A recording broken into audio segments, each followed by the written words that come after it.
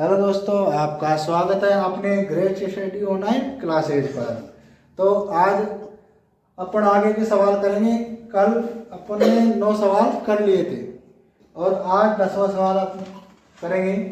तो चलो करते हैं। 10वें सवाल में आपको बताना है, बताइए कैसे यह आकृति समलंब है, इसकी कौन सी दो भुजाएं समांतर हैं, यह बताना है। आकृति 3.32 दे रखा है किताब में, ये देखो।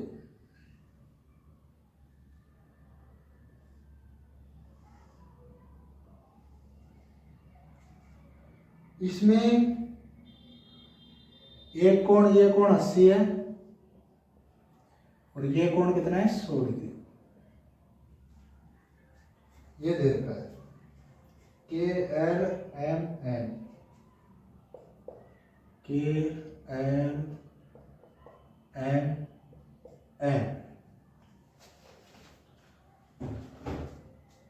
तो देखो बच्चों, इसमें देखना है। अब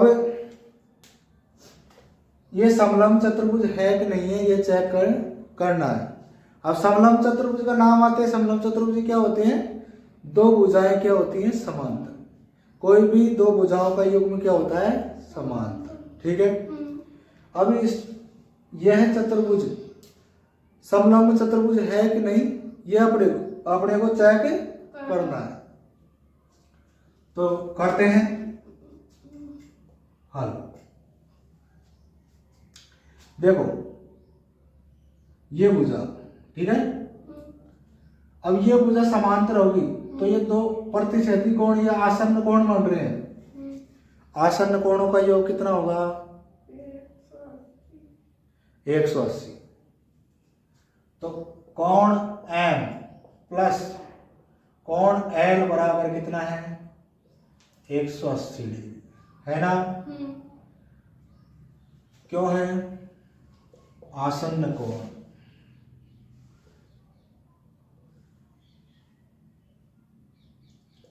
आसन्न कोण, ठीक है।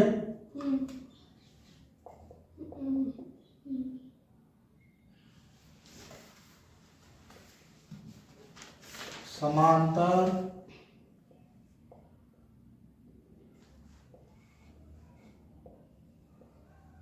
चतुर्भुज के आसन्न कोणों का योग 180 डिग्री होता है। अतः KL समांतर है MN की। KL भुजा MN के समांतर है। आसन्न कोणों का योग 180 आ जाता है, तो KL क्या होगी? MN के समांतर। और KN तथा KN ML के समांतर नहीं है। ML के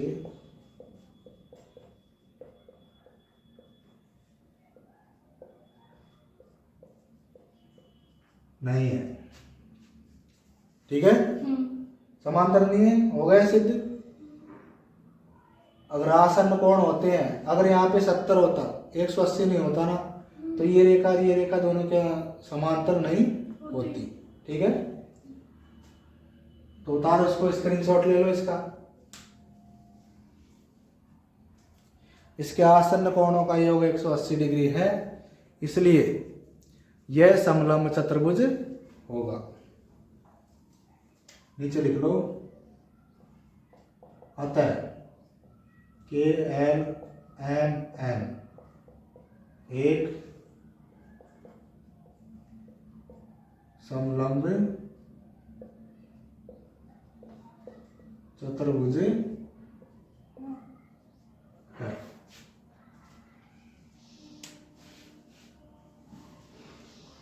ठीक है। अगला 11वां सवाल देखते हैं अपन।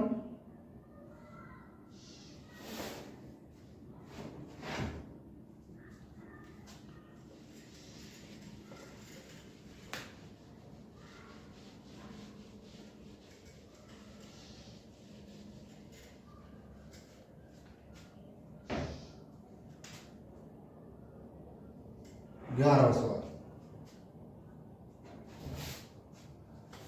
आकृति 3.33 में एम कोण सी ज्ञात कीजिए यदि ए बी समानांतर डीसी है। तो देखो आकृति 3.3 बनाते हैं। 3.33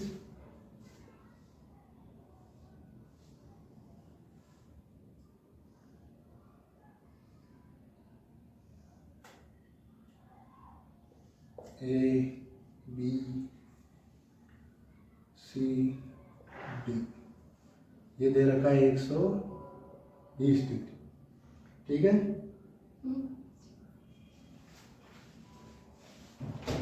अब देखो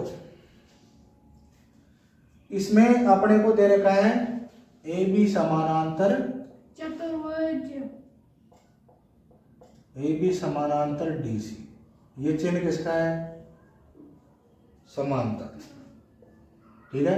मतलब ए बी, ये ए बी रेखा है ना, ये ए बी रेखा इस डीसी रेखा के क्या है? समानांतर है। समानांतर का मतलब आगे बढ़ाने पर भी नहीं दोनों काटेगी, है ना। आगे बढ़ाने पर दोनों रेखाएं कभी नहीं मिलेगी, जैसे रेल की पटरी। ठीक है। दिया है अतः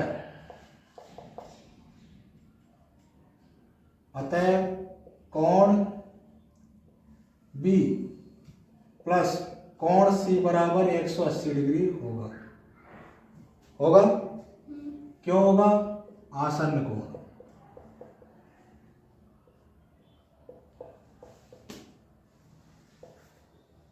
आसन्न कोण है। तो देखो बी का मान कितना है? 120 डिग्री प्लस कोण सी अपन ज्ञात कर ही रहे 180 डिग्री। तो कोण सी बराबर 180 डिग्री माइनस 120 डिग्री। तो कोण सी बराबर कितना आ गया? 60 डिग्री। कितना आ गया? 60 डिग्री। आ गया समझ में? तो एम कोण सी कितना आ गया? इसके एम लगा तो कोई बात नहीं, यहाँ पे एम लगा रखा है। एम कोण सी, एम कोण सी कितना हो गया? 60। ठीक है। यही अपना क्या होगा? उत्तर। उतारो।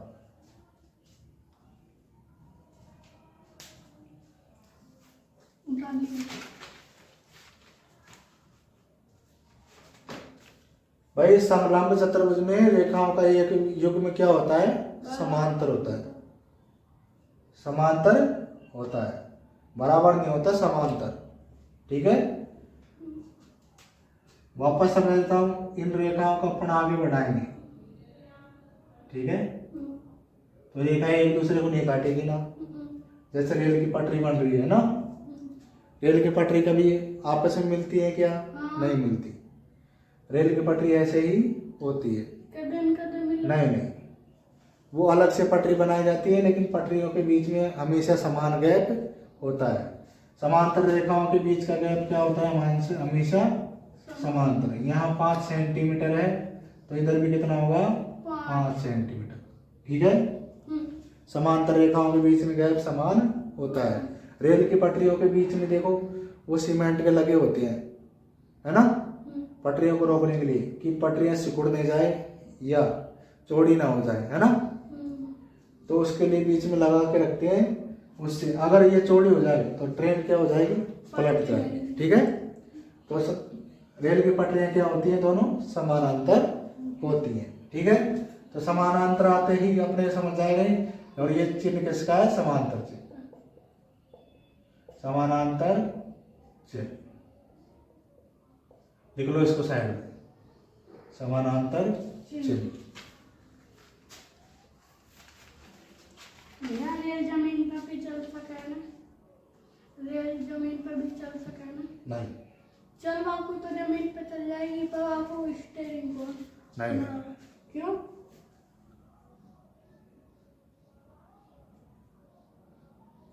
इतनी बड़ी रेल का घूमना संभव नहीं है।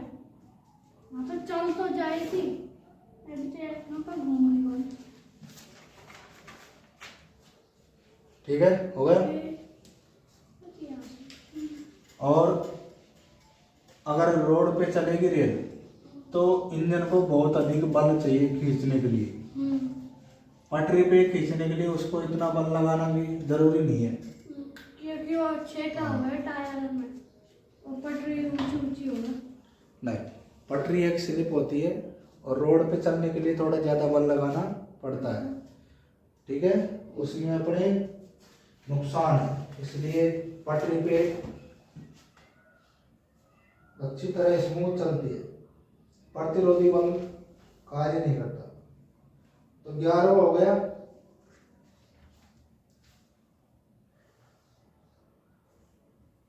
इसमें 11 है क्या?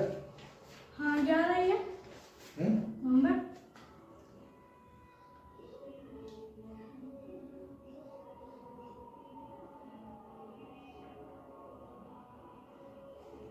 ग्यारह सवाल है इसमें, 11 ही सवाल है। तो अपनी 3 पॉइंट प्रश्नावली यहाँ समाप्त होती है। आगे 3.4 के कुछ बेसिक जानकारी लेंगे। तो प्रश्नावली 3.4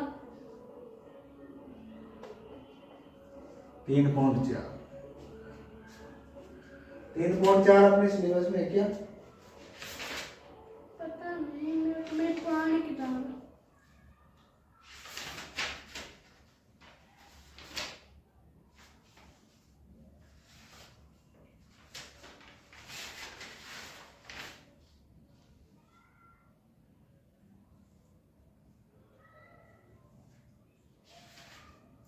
ठीक है, आज की क्लास बस इतनी।